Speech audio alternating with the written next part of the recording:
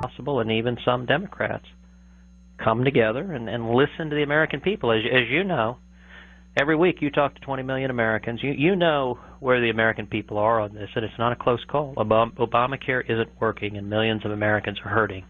And if the Senate just listens to the American people, we'll do the right thing, and we'll vote to defund it. Well, in a political sense, it's been one of the things that surprised me, because you're right, no matter what poll you look at, a vast majority of people oppose this. And I look at this, politics isn't my business, getting votes isn't my business, but it seems to me that this is a ready-made opportunity. Here's a chance for the Republican Party to connect to a majority of the American people on a fundamental issue.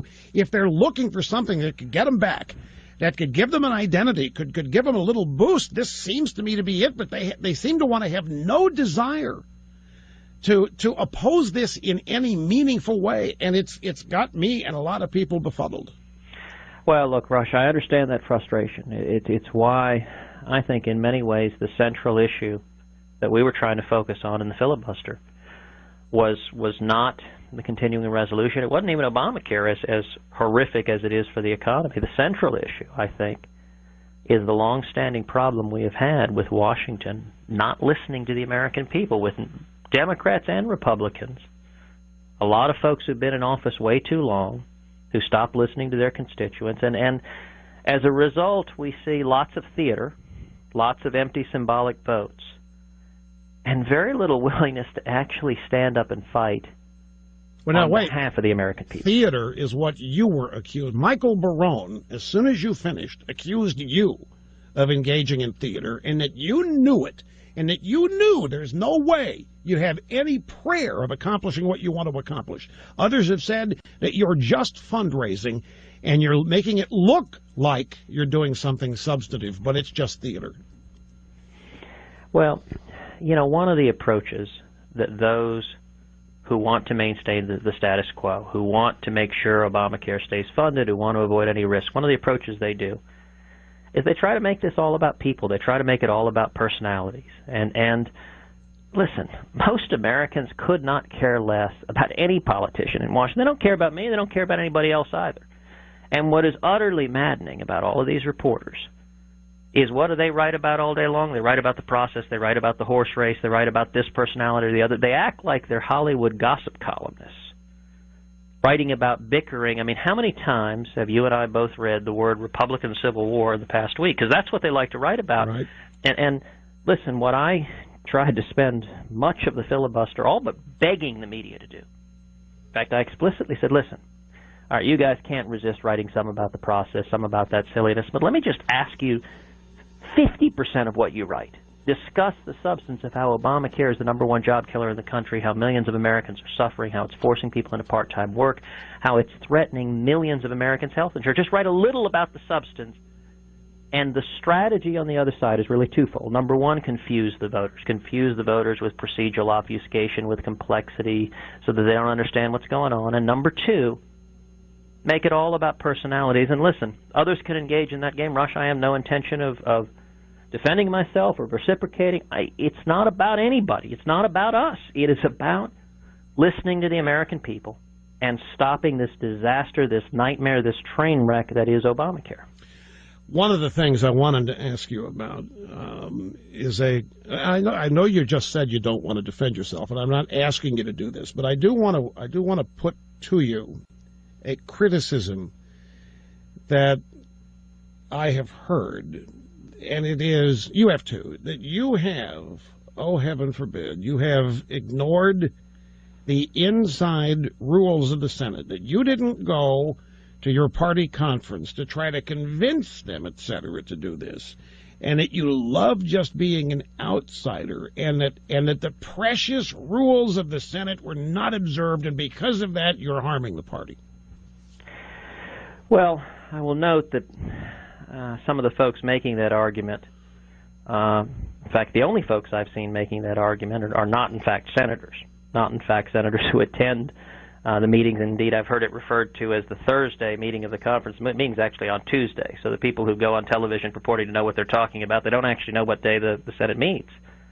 And more fundamentally, I've intended not all, but virtually all of the meetings since I've been in the Senate, and we have been discussing, number one, strategies on Obamacare for at least 6 months. Mike Lee and I have been going over and over and over again saying, does anyone else have an alternative? Does anyone else have any plan?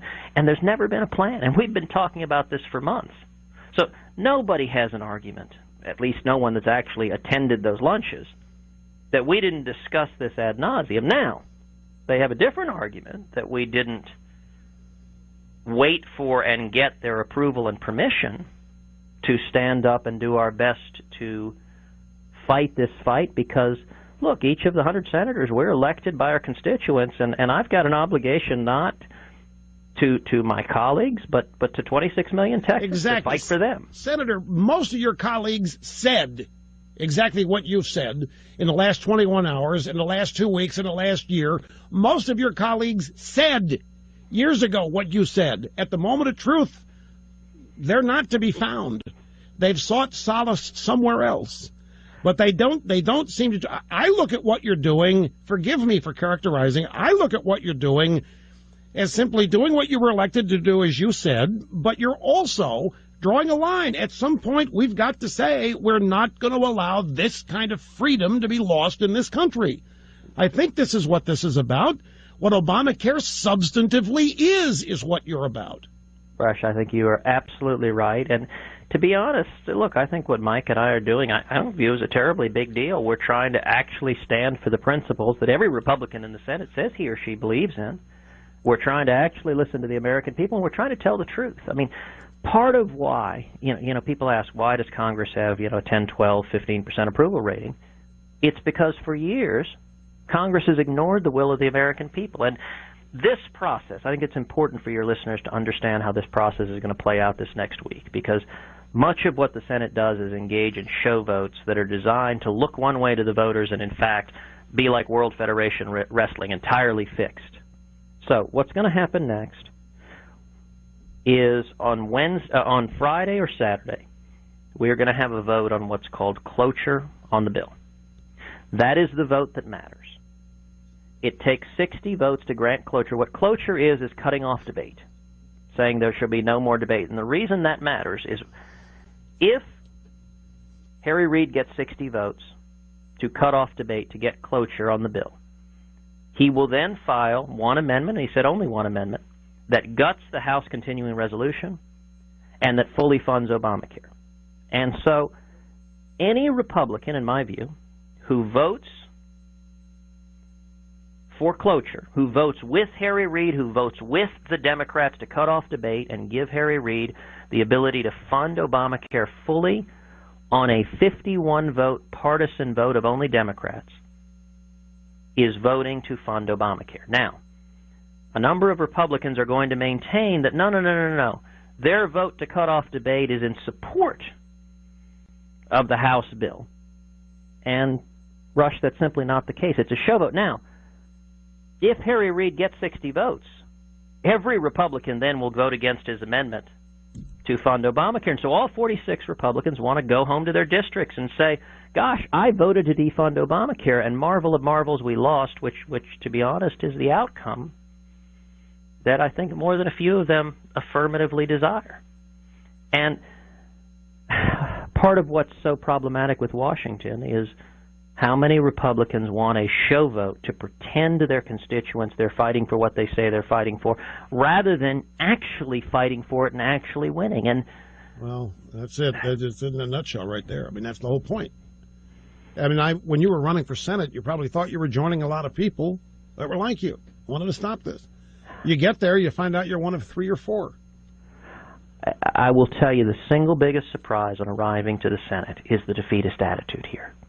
I mean, we don't even talk about how to win a fight. There's no discussion about that. We talk about, hey, let's get a show vote so we can go tell our constituents we're doing something.